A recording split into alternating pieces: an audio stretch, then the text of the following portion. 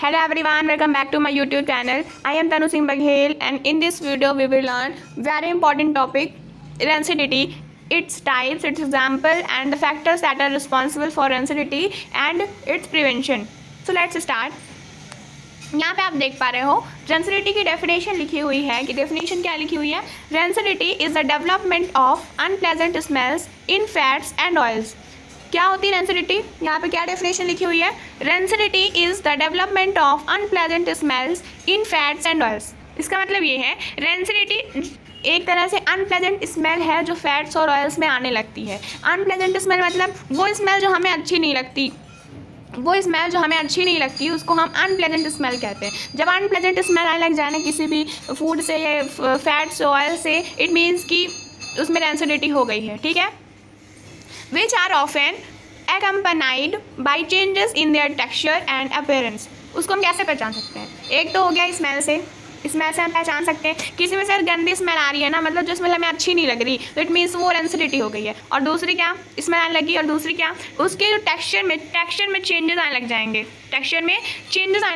और उसके अपीयरेंस में भी चेंजेस आने लग जाएंगे। तो इसका मतलब ये हो जाएगा कि उसमें रेंसिडिटी हो गई है। रेंसिडिटी के 2 टाइप्स होती हैं, हाइड्रोलाइटिक रेंसिडिटी और ऑक्सीडेटिव रेंसिडिटी। समझ आया? Hydrolytic rancidity and oxidative rancidity इसकी 2 टाइप्स होती हैं। यहाँ पे आप एग्जाम्पल देख पा रहे हो, क्या दिख रहा है एग्जाम्पल में हमें क्या दिख रहा है? एक टमाटो दिख रहा है, टमाटो इधर एक सेल दिख रही है।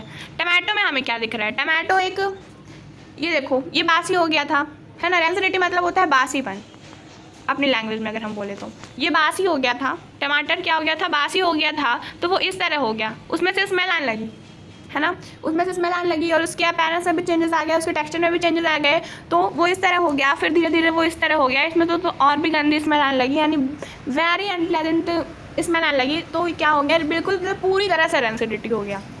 समझ आया? एक बार और इधर देख लेते हैं। Rancidity is the development of unpleasant smells in fats and oils. समझ आया? तो मैंने पहले ही समझा दिया था, लेकिन एक बार और समझा देती हूँ ताकि हम एग्जाम्पल्स और अच्छे तरीके से समझ आए। रेंसिडिटी अनप्लेजेंट स्मेल और फैट्स और ऑयल्स के डेवलपमेंट को कहते हैं, यानी जब गंदी स्मेल आने लग जाए तो इसका मतलब ये है कि उसमें रेंसिडिटी हो गई है। और उसके चेंजेस कहाँ नज़र आते हैं? उसके चेंजेस उसके टेक्सचर पे, अपीयरेंस पे नज़र आते हैं। ठीक है। हाँ, इधर आप सेल देख पा रहे हो, सेल दिख रहा है एक नॉर्मल सेल, इसमें रेडिकल्स ने अटैक किया तो ये इस तरह हो गया। इट मीन्स उसमें से स्मेल आने लगी, बहुत गंदी स्मेल आ रही है, और फिर उसके बाद कुछ दिनों बाद ये ऐसा हो गया, इसमें तो और भी गंदी स्मेल आने लगी। तो इसका मतलब ये जो टमाटो है और ये जो सेल है ये रेंसिडिटी हो गई है, इनको रेंसिडिटी हो गई है।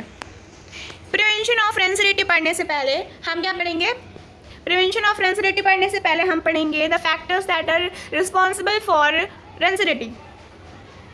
अगर एग्जाम में ही आ जाए what are the factors that are responsible for rancidity, तो आप लिखोगे द फैक्टर्स। मैं लिखूंगी नहीं बिकॉज ये लिखने में थोड़ा टाइम वेस्ट होगा और वीडियो थोड़ी लंबी हो जाएगी, तो मैं लिखूंगी नहीं यहाँ पे आप लिखोगे the factors that are responsible for rancidity are following given below.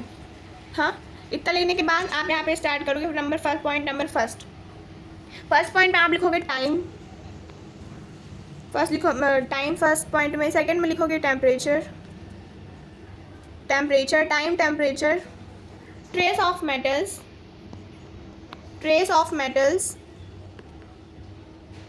दिख रहा है, ट्रेस ऑफ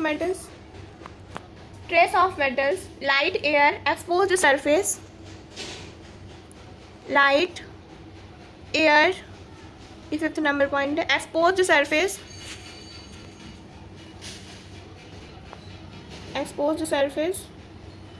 ये 6th नंबर है।